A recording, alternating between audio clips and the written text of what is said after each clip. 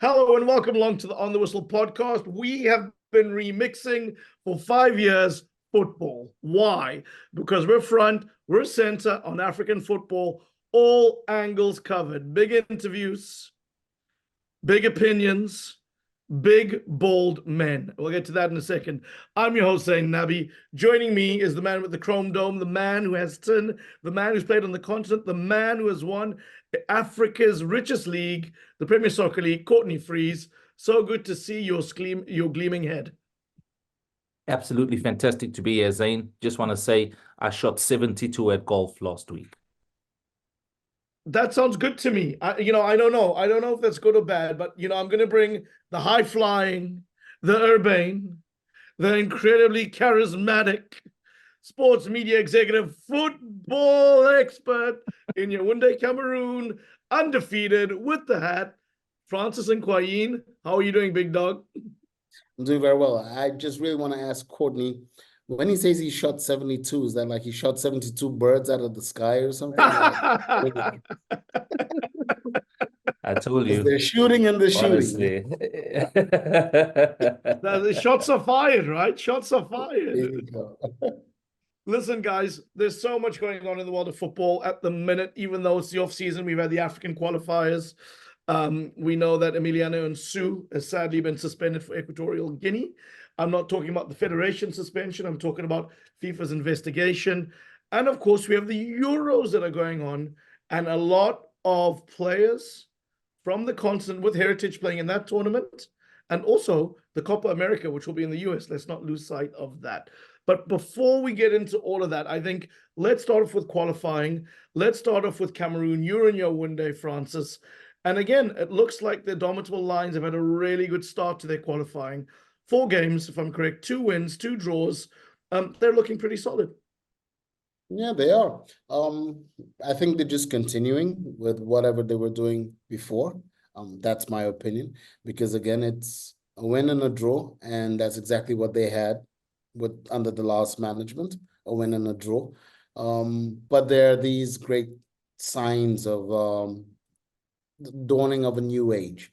A player like Carlos Baleba from Brighton has joined up with the Lions and is proving to maybe be the missing piece to this team, connecting defense with attack through the middle of the park. So we're seeing players like Zambo Anguissa, Hongla, who's been called back into the squad, being able to play in more natural positions to the talents that they have. Now having this young, dynamic, box-to-box, talented footballer bringing a little bit of panache to what it is that they do. And it's exciting the fans all over again. And people are kind of getting over the hangover of the AFCON, where people were genuinely disappointed with the style of play. So whilst results may be on the up as well, people are appreciating that there is a bit of identity coming back to the team.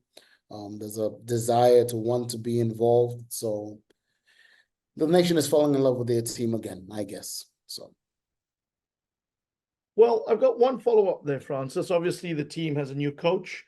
Initially, the appointment of Belgian Mark Bryce was contested, but he's got 4 points in 2 games. A positive start for him? Yes, it would have been better for him to have 6 out of 6, I'm sure, but he'll take the 4. It's a pass mark. But most importantly, like I said, it's this sense of an identity to style of play that people are beginning to see. He hasn't had long to work with the players. Those who have been in the game for long understand that it's a hard thing to be able to pin down what the influence of a coach can be over 5 days of a gathering of an international team. But if there's anything he's demonstrated is a sense of character from his own side, a strength of character that matches the strength of character that is the Federation boss and that of the Minister of Sports. So everybody's strong.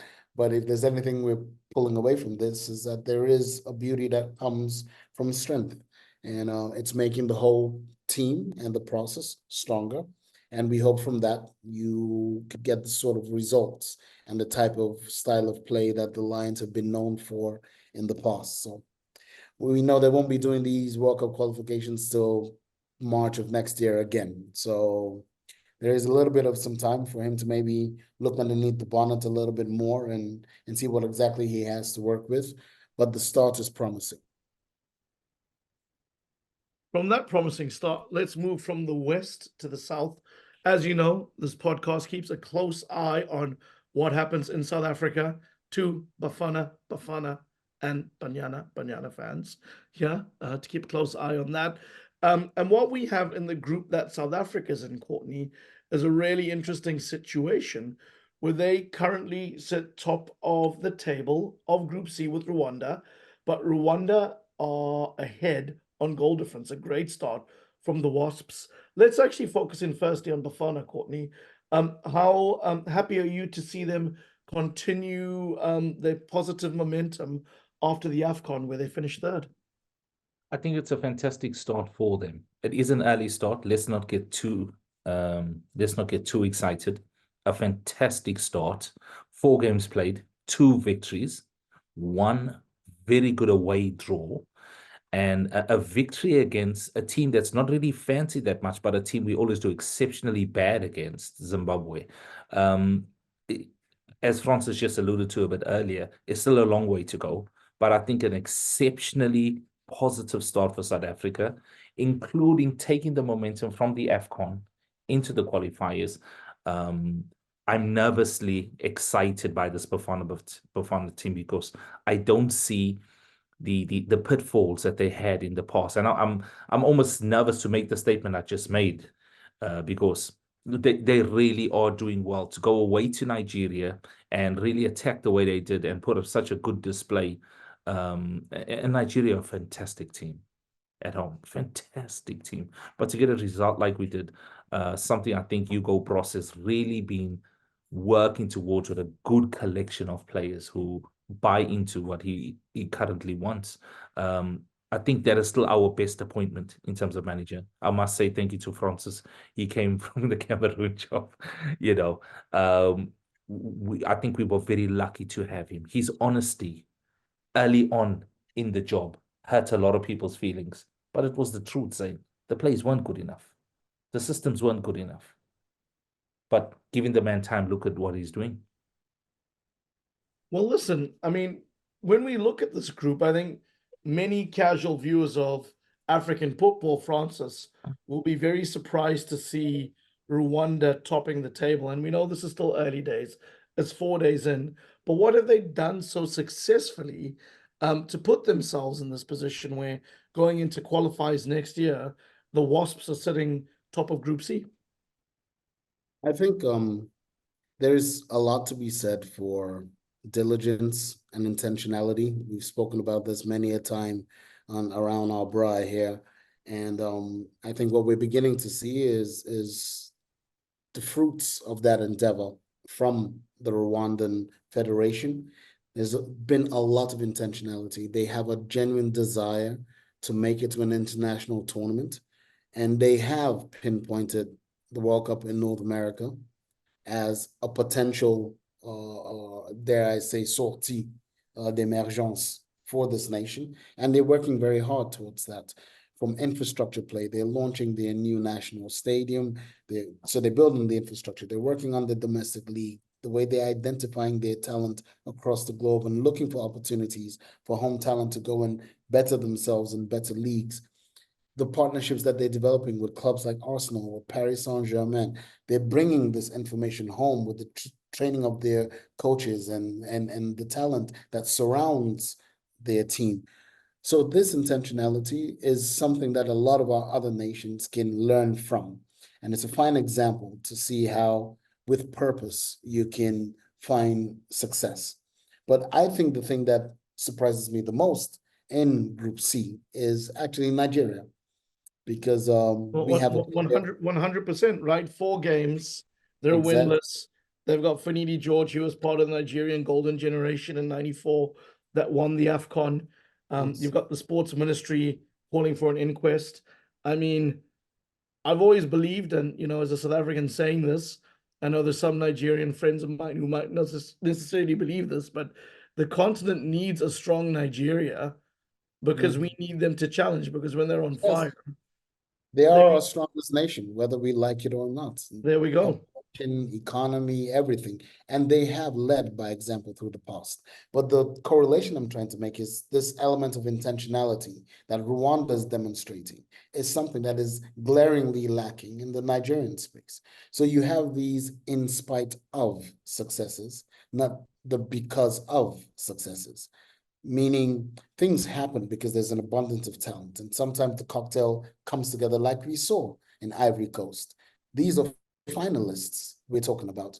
You talk about South Africa coming away from the AFCON and continuing on the trajectory. And we see a Nigeria that put a very good foot forward at the AFCON. And a matter of months later, you're looking at them and going, how are you sitting, is it 5th or 6th in a qualifying group with no disrespect? I mean, it's South Africa, you expect them to be competing with them, but you're looking at Rwanda, Benin, Lesotho, Zimbabwe, and you're going, and Nigeria is propping this group? It makes you understand why the ministry is saying we need to look a little bit deeper, but I don't know if you should be coming from the ministry, you should come from somewhere.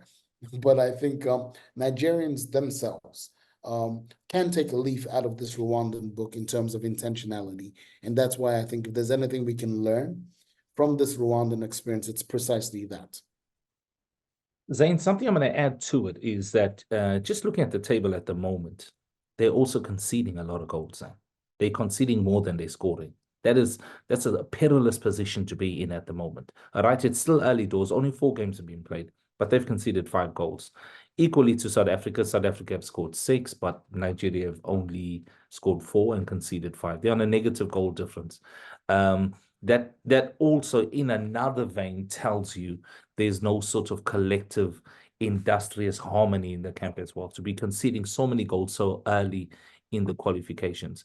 It's a worrying place to be for them. I agree with you, Francis. It is a worrying place. The problem that they have is the success that they have. They got so many good players.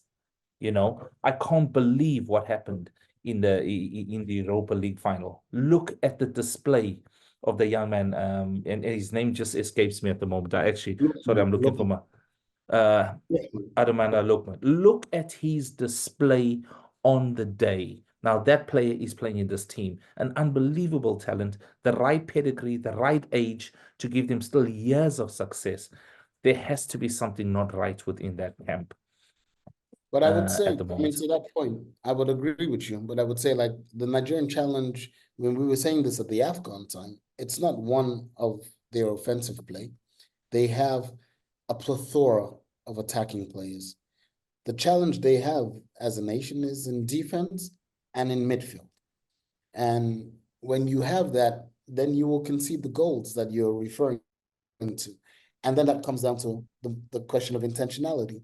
So if you're producing a lot of strikers, if you have a game plan, you would also produce the defenders to match. Nigeria used to be known for some of its great defenders. I don't know. Taribo West. Taribo West, with the hair, he would do his green, white, green, and all of that. And you ask yourself now, like Baba Yaro, Celestine, you're like, when's the last time we had a Nigerian defender that was a star player for the squad?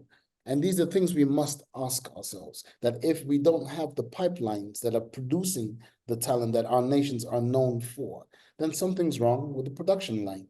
And so that leaf that must be taken out of that Rwandan book is the ability to identify what you need, go out, find it, or shape it, or create it. And I think that's what Nigeria has not been doing. Honestly, but it's a long time to go, Zayn. It's a long time. My apologies. It's a long time to go. I hear, Francis. Yes, listen, to make up so much ground for Nigeria at the moment is going to be exceptionally hard. I will say that. But if we go back to the beginning of the conversation, there is a lot of time still ahead of them. So the World Cup needs Nigeria to be there. We want a strong Nigeria to be there. The problem is Rwanda are leading the table at the moment. So you're acknowledging, therefore, that if the World Cup needs Nigeria to be there, so South Africa doesn't go? Because only one. Well, I never said that. No. But hold on. If you rewind what I said a bit earlier, I said I'm nervously excited about how we're doing, because if I'm the manager of that team, I'm saying to the guys, we are in perfect position. Perfect. Our only issue is we have a goal difference of 1.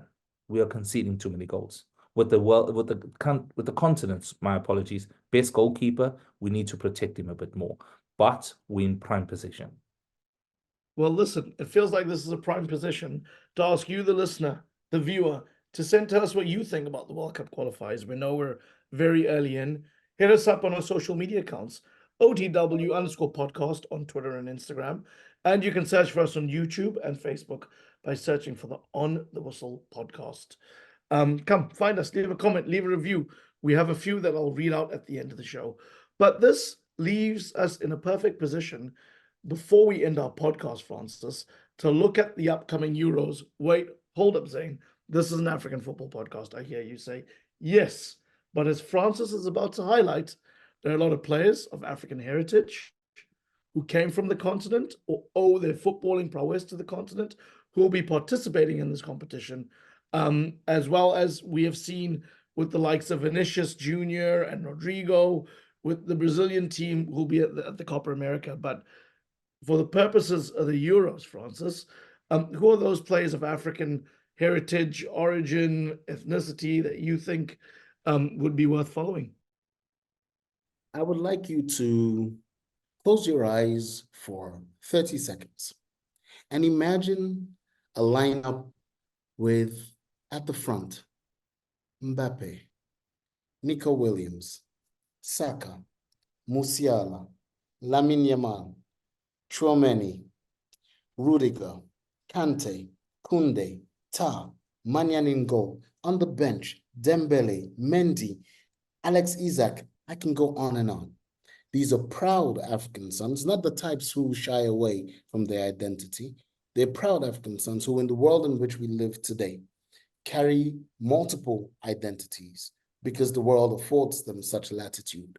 We will all be tapping into this tournament to watch it because we have vested interests. We have brothers, cousins, friends, fellow nationals playing in a tournament that has exciting football, but less so than the Copa America. Because like Mr. Messi just pointed out, the other tournament has more World Cup winners. Because when you look at it, the world champions, you've got the Brazilians. I think it's 5 times for them. It's the Argentinians. It's 3 times for them. You got the Uruguayans. I think it's another 2 for those guys. It's amazing. All we know is over the coming weeks, we have a jamboree of football in which we will have our brothers playing, exciting us constantly and giving us a treat and being proud of their roots, their identity, because I guarantee you in the finals, we will see around the waist of one of these guys, either the flags of Mali, maybe even South Africa or Morocco. There will be that. This is the world in which we live. So yes, it's the Euros by name, but we will have a lot of our brothers in it, and we have every interest to tap into it, and most importantly, to talk about it around our braai, because the meat and the fire is being cooked by firewood from this continent. So let's enjoy.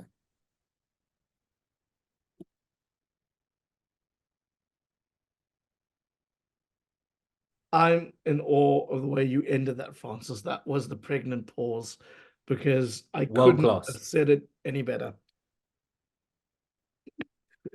Listen, if you agree with Francis, I've given you our social media handles.